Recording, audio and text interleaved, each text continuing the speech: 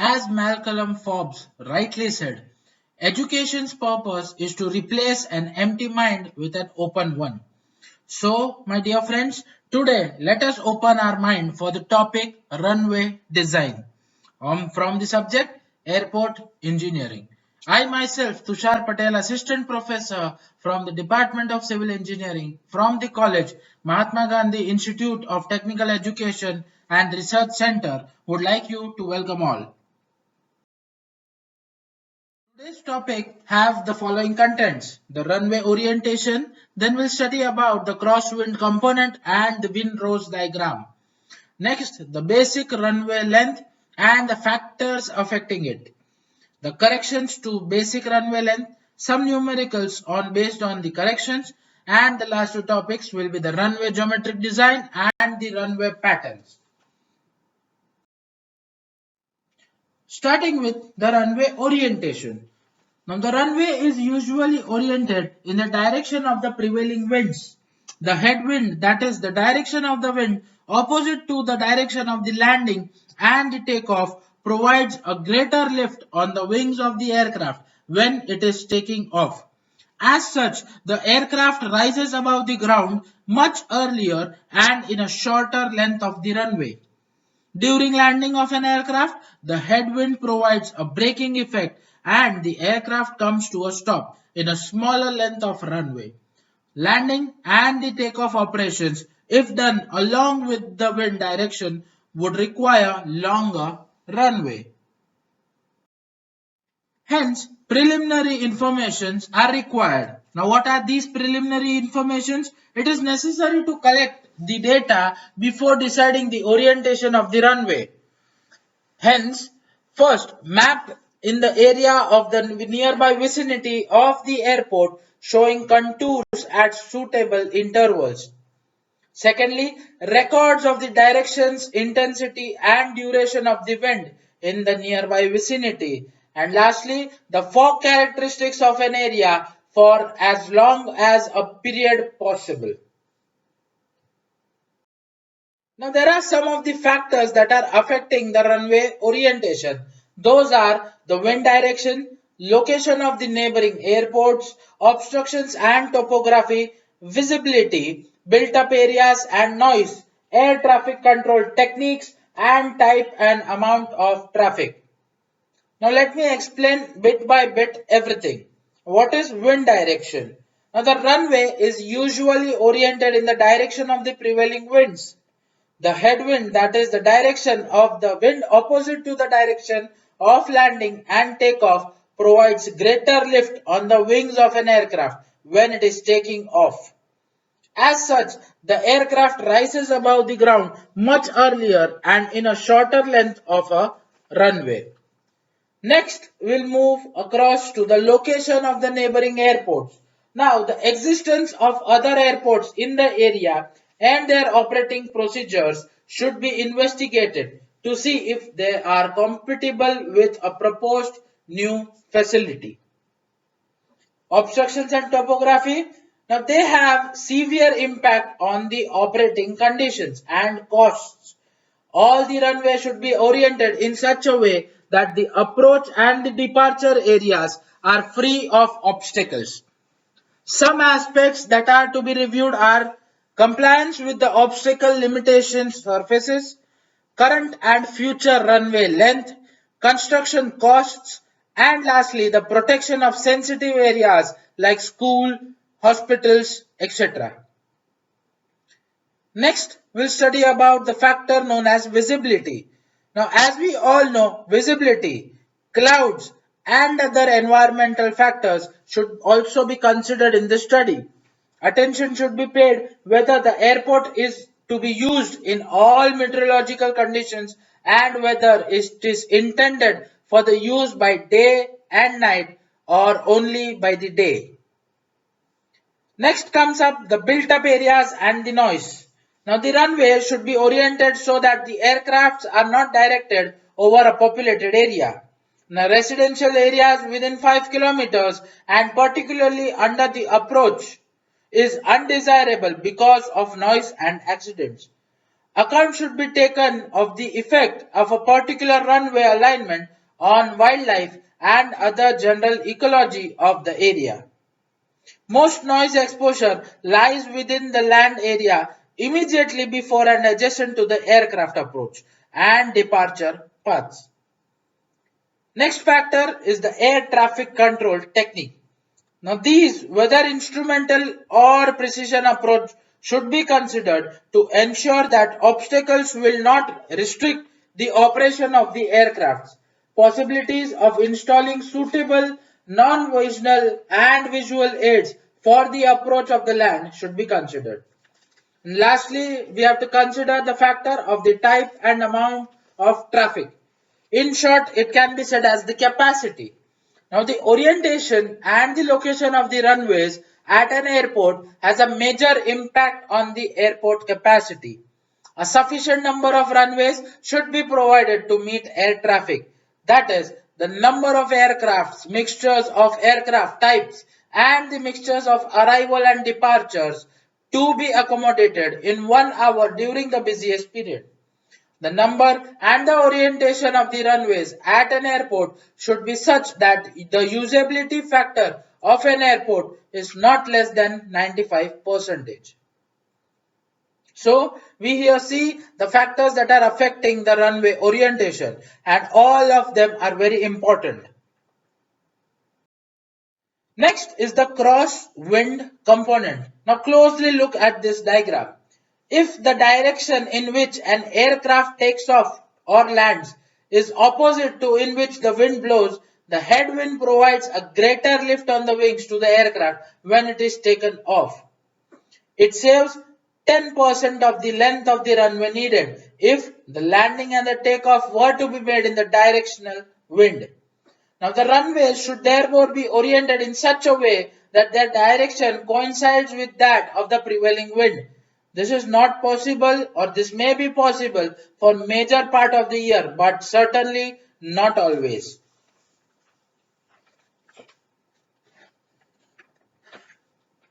On some day of a year or hour of a day, the wind may be blowing at a certain angle with the center line of the runway as shown in this figure. So here in this figure we see the wind direction and the crosswind component, right? So it is not possible to obtain the direction of the wind along the direction of the center line of the runway throughout the year. Therefore, normal component of the wind direction is called as crosswind component, given as V sin theta. Maximum permissible crosswind component depends on the size of the aircraft. As per FAA, 95% of the time in a year, CWC, that is crosswind component, is not greater than 25 kilometers per hour. ICAO recommends CWC not greater than 35 kilometers per hour for big aircrafts. That is why the percentage of the time in a year during which the crosswind component remains within limit is called the wind coverage. Now next we move across to the wind-rose diagram. Now the three wind characteristics, namely direction, frequency and intensity, can be graphically represented in a diagram known as wind-rose diagram. Now the wind data should usually be collected for a period of at least 5 years so as to obtain an average data with sufficient accuracy. The diagram is given the name windrose because of its irregular shape resembling a rose. The study of a windrose helps in determining the most suitable orientation of the runway. It is also an useful device for estimating the runway capacity. Hence, to determine suitable orientation and proposed capacity, windrose diagrams can be plotted into two types. Type 1 showing the direction and the duration of the wind, and type 2 showing the direction, duration and the intensity of the wind. Now the table over here shows the typical wind data. Now wind directions are in numbers, that is north, northeast, north, northern east, east, northern east, east, east, southeast, west, southwest, west, northwest. Right? You have the directions and the percentage of time in 6 to 25 kilometers per hour, 25 to 50 kilometers per hour, and 50 to 80 kilometers per hour. And last, the table, we get the total percentage in each direction.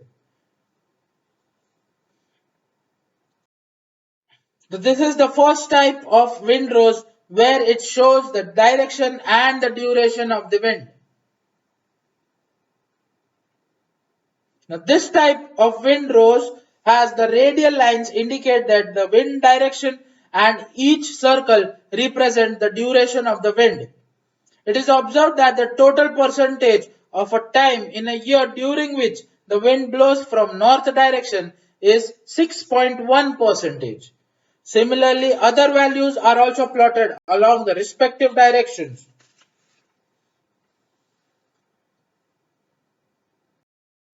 This is the second type of windrows showing the direction, duration and the intensity of the wind. This type of windrows has the wind data as in the type 1, that is it is used for this case. Each circle represents the wind velocity to some scale. The radial lines gives the direction of the wind. The values entered in each segment represents the percentage of the time in a year during which the wind having a particular intensity blows from the respective direction. The duration of a time in which the wind velocity is less than 6.4 kilometers per hour is known as a calm period. Now moving across to the change in the direction of the runway. It is not at all possible in all situations to orient the runway exactly along the direction determined by the windrows diagram. Slight adjustments in the direction may be imperative due to the following reasons. It may be obstructions, excessive grading, and noise nuisance. In obstructions, for the layout of the runway, obstruction-free approaches are more essential than the permissible cross-wind component. As such, site providing fewer obstructions in the approach zone is preferred over the one which provides greater coverage.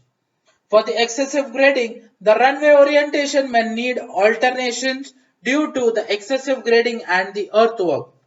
Lastly, the noise nuisance.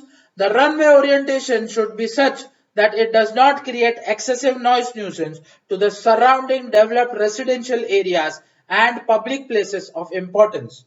This factor may sometimes cause the change in the direction of the runway as decided by the windrows diagram. Next, we move across to the basic runway length. Now, the basic runway length is the length of the runway under the some following conditions at an airport, where no wind is blowing on the runway, the aircraft is loaded to its full loading capacity, the airport altitude is at sea level, the runway is leveled and the longitudinal direction. The temperature at the airport is standard 15 degrees. There is no wind blowing en route to the destination. The en route temperature is standard. So, the basic runway length is determined from the landing and the takeoff characteristics of the aircraft using the airport. Normal takeoff case. Now the takeoff of the distance must be for the specific weight of an aircraft, that is 115% of the actual distance of the aircraft used to reach a height of 10.5 meters. Now see in this case where 10.5 meters is equals to 35 feet, right? So you may be able to see that it is 115 percentage of the total land of runway. Next we have the engine failure case. Now the engine failure case may require either a clear way or a stop way or both. The stopway is described as an area beyond the runway and centrally located in alignment with the center line of a railway. It is used for deaccelerating the aircraft and bringing it to a stop during an aborted takeoff.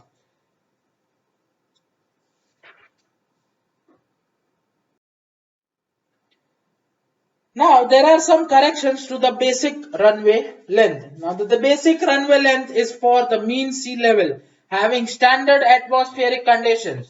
Necessary corrections are therefore applied for any change in the elevation, temperature and gradient for the actual site of construction. Now the corrections of the following local conditions are required. First, it is the correction of elevation. Secondly, correction of temperature and the correction of gradient. Now the correction for elevation. As the elevation increases, the air pressure and the density reduces. This in turn reduces the lift on the wings of the aircraft and the aircraft requires greater ground speed because it can rise before into the air. To achieve greater speed, longer length of runway is required. As per ICAO recommendations, that is International Civil Aviation Organization, it recommends that the basic length selected for a runway should be increased at a rate of 7% per 300-meter rise in the elevation above mean sea level. Next comes the correction for temperature. Now, the performance of an aeroplane depends upon the temperature. At a given pressure, higher temperature results in lower air density, which in turn reduces the lift on the wings of the aircraft, and the aircraft requires greater ground speed before it can rise into the air. To achieve greater speed, longer length of the runway is required. The airport reference temperature can be given as TA plus Tm minus TA divided by 3, where TA stands for the average daily temperature and Tm stands for the maximum daily temperature. Now, as per ICAO recommendations, the basic runway length after having been corrected for elevation should be further increased at a rate of 1% for every temperature rise of the airport reference temperature above the standard atmospheric temperature at that elevation. Now there is a check for the total correction of the elevation plus the temperature. ICAO recommends if the total correction of the elevation plus temperature exceeds 35% of the basic runway length. These corrections should then be further checked by conducting specific studies at the site by model tests. Next we move across to the correction of gradient. Now steeper gradients result in greater consumptions of energy and as such longer length of the runway is required to attain the desired ground speed. ICAO does not recommend any specific correction for gradient, but FAA recommends that the runway length after having been corrected for the elevation and temperature should further increase at a rate of 20% for every 1% of the effective gradient. What is effective gradient? Effective gradient is given in terms of percentage where maximum difference in the elevation between the highest and the lowest point of the runway is divided by the total length of the runway into 100 gives you the percentage of effective gradient.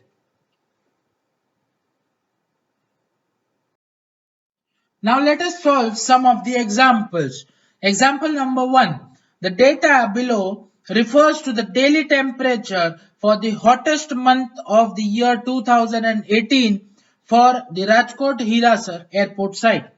Determine the airport reference temperature.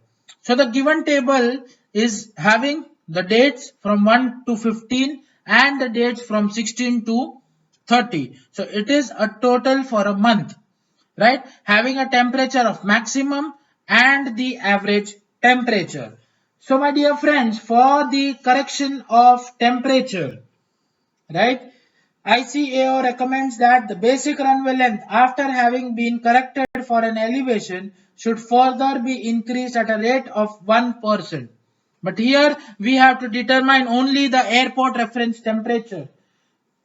So what is the formula of airport reference temperature? It is the formula of TA plus Tm minus TA divided by 3. What is Tm? So that is the mean maximum daily temperature divided by 30, which gives you around 43.74 degrees Celsius. And the average daily temperature is around 26.24 degree Celsius. Calculating it, we get the airport reference temperature as 32.07 degree Celsius. Now, problem number 2.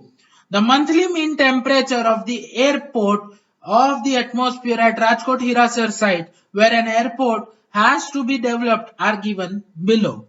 Determine the airport reference temperature if the site it has mean sea level, and determine the runway length. The runway is assumed to be level. Now see, the data given here is month, that is January to December, and it has the mean value of average daily temperature and the mean value of the maximum daily temperature, that is TA and Tm. So for at mean sea level, the table indicates the hottest month in the year is of the June, right? See in the table, the mean of the maximum daily temperature is 50 degrees and the mean of the average daily temperature comes to around 40 degrees Celsius. So what is the airport reference temperature? It is around TA plus Tm minus TA divided by 3. That gives 43.33 degree Celsius. Now, assuming that the basic length of the runway is L meters, we have to do some corrections. So, the runway at mean sea level, no correction required in the length of the elevation, right? So, correction for the temperature at airport reference temperature gives you around 43.33 degrees Celsius, and the standard atmospheric temperature is around 15 degrees Celsius. So what is the rise in the temperature? It is around 28.33 degree Celsius. As per the recommendations of ICAO, the basic runway length after having been corrected should be further increased by 1% for every rise in the temperature. So, if I assume as L the length of my basic runway length, right? So, the correction required would be L into 28.33 divided by 100, which will give me 0.2833 L meters. So what will be my corrected length? It will be 1.2833 meters. No corrections for the gradient as the runway is assumed to be level. Now the last problem. The length of the runway under standard condition is 1620 meters. The airport site has an elevation of 270 meters. Its reference temperature is 32.94 degrees Celsius. If the runway is to be constructed with an effective gradient of 0.2 percentage, determine the corrected runway length. So what have we been given? The data given are the basic runway length as 1620 meters. Elevation above mean sea level is 270 meters. The airport reference temperature is nearly 32.94% degree Celsius. Effective gradient is 0.2 percentage. So we have to find out the corrected length of the runway. So the first will be the correction for elevation. Now for every 300-meter rise in the elevation, we have to increase the runway length by the 7%, right? So for 270 meters rise, how much? So it is a cross multiplication which gives us our correction of elevation at 6.3%. So for 100-meter basic length of the runway, we have to increase by 6.3 meters. So 1620 meters will be increased by approximately 102 meters. So my corrected length of the runway will come across to 1722 meters. Next we go for the check for temperature. Now what does it say? For a 1000-meter rise in elevation, we have to decrease the temperature by 6.5%.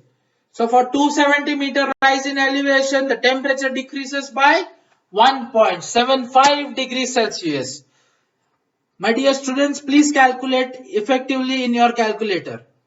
So the corrections for the standard temperature will be 15 minus 1.75 degrees Celsius, which comes across to 13.25 degree Celsius. Therefore, for each rise in temperature of the airport size will be nearly 19.69 degree Celsius. So for 1 degree, it is 1% of the increase in the length. So for 19.69 degree, it has to be 19.69% increase in length. So if I calculate and if my maths is correct, for every 100 meter, I have to increase my runway length accordingly 19.69 meters. So from the past correction of elevation, my total runway length is 1722. So the increase in the length will be around 340 meters. Therefore, the corrected length after the correction for the temperature will give me 2062 meters. Lastly, we'll check for the correction of elevation plus the temperature. So, the total correction in percentage will be corrected length minus the basic length divided by the basic length into 100.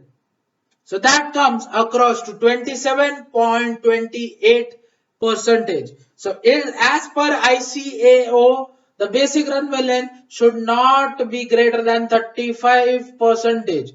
And our answer is nearly 27.28 degrees. So for the check for my temperature is perfect. Lastly, we move across to the correction of gradient. Now, what is effective gradient? What is the formula of effective gradient? Can anybody tell me? Effective gradient equals to the maximum difference in the elevation between the highest and the lowest point of the runways. Now, for every 1% of the effective gradient, there is an increase in the length by 20%. So, for 0.2 percentage, how much? It will be nearly 4%. So, in accordance, 100-meter length increase in the runway length by 4 meters. So for 2062 meters, it would increase by an amount of 82.48 meters.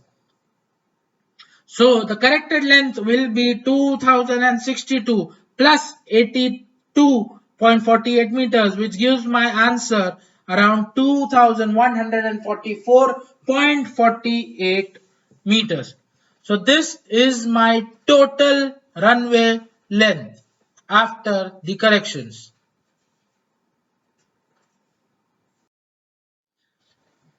Now moving across to the next topic, it is the runway geometric design. Now the ICAO has recommendations for the geometric designs. Some elements are the runway length, the runway width, the width and the length of the safety area, transverse gradients, longitudinal gradients, longitudinal and effective gradient, rate of change of longitudinal gradient, and the sight distances. Now firstly, the runway length. Now the basic runway length as per recommended by ICAO are shown in this table.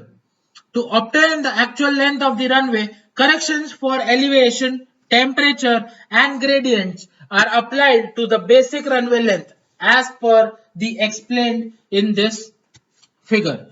Now for the airport type A, B, C, D, E, you can see the basic runway length, maximum and minimum, the width of each and every airport type, and the maximum longitudinal gradient in terms of percentage. This is the runway length. Based on equivalent single load, we can say at code number, airport code number 1 to 7, which has single isolated wheel load as in terms of kgs, which gives the tire pressure as kg per centimeter square. Next, we move across to the runway width. As per ICAO, the width of the runway should not be less than the values that are given in this graph. Now, as per ICAO, the varying width from 45 meters to 18 meters. Aircraft traffic more concentrated in the central 24-meter. 45-meter width will provide adequate protection. So this graph shows you the distance from runway center line in meters versus the wheel load application in percentage. Next, we come across to the width and length of the safety area. Now, what is safety area? Safety area is nothing but the runway plus the shoulder plus the clear area. It is to be provided to reduce the accident. It excludes the runway structural pavement, shoulders and stopways.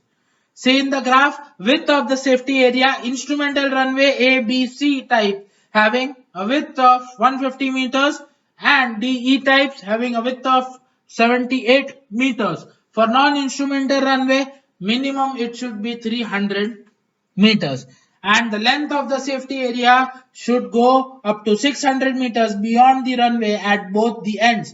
If stopway is provided 60 meters beyond the stopway. This figure shows you the runway cross section. Now you can be able to see 45 meters of the central runway and the 52.5 meters for the shoulder tuft. Next is the transverse longitudinal effective and rate of change of longitudinal gradient. Now as per ICAO recommendations, the transfer gradients maximum for quick drainage and minimum minus 0.5 percentage. For A, B, C category it would be 1.5 percentage and DE category it would be 2 percentage. For the longitudinal for ABC, it would be 1.5 percentage and for the DE, it would be 2 percentage.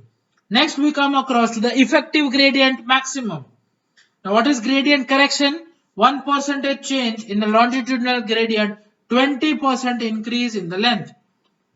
So ABC types has 1 percentage and the aircraft type DE has 2 percentage.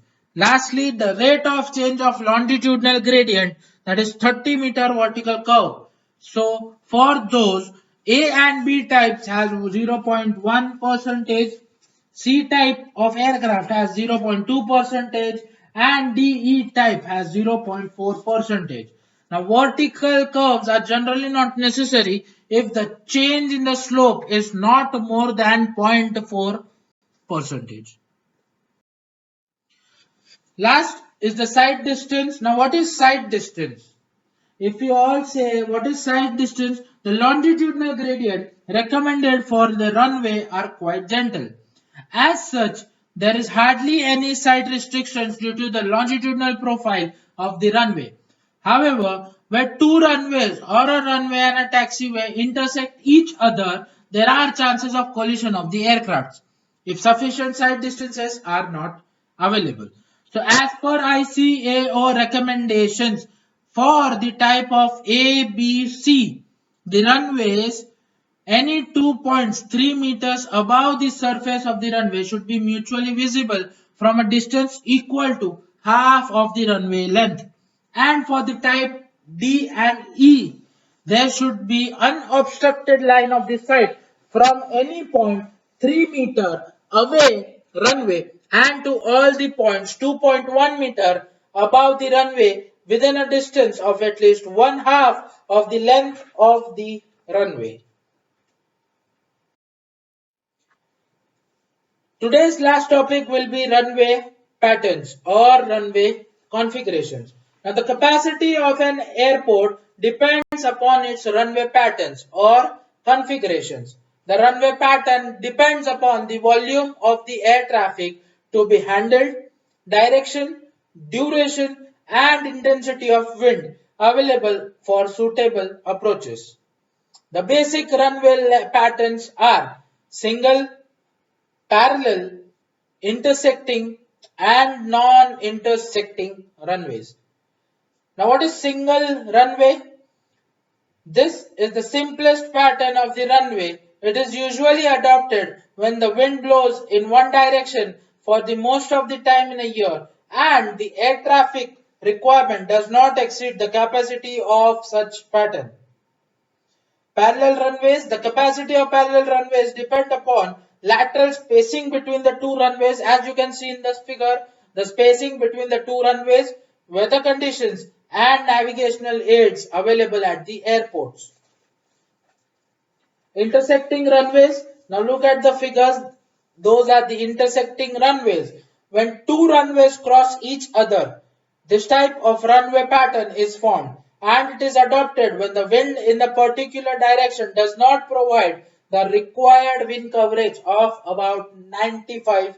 The crosswind component of each runway will decide whether both the runways can be used for simultaneous operations for landing and takeoff. The capacity will be maximum when the intersection point is near the runway end and decreases as it approaches towards the center of the runways. Each runway is used for one movement only. Lastly, we have the non-intersecting runways. Now this system is also known as divergent or open V runways. As you can see in this figure, there are two figures shown as open V runways. In this pattern, the runway diverges in the direction without intersecting each other. The capacity of this system again depends upon the wind conditions and visibility. The divergent runways would revert to a single runway when the winds are strong from the one direction. When the winds are light, it is possible to use both runways simultaneously. Now see in this table, you have the runway configurations and the effect on capacity.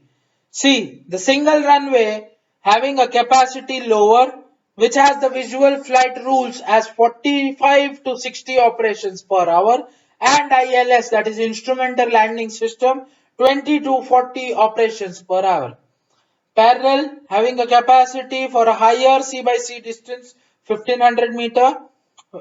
For the VFR we have 100 operations and for the ILS we have 80 operations. For intersecting lesser wind coverage simultaneous use, we do not have VFR or ILS. And the non-intersecting depends on the wind conditions capacity, which has the VFR as 80 to 110.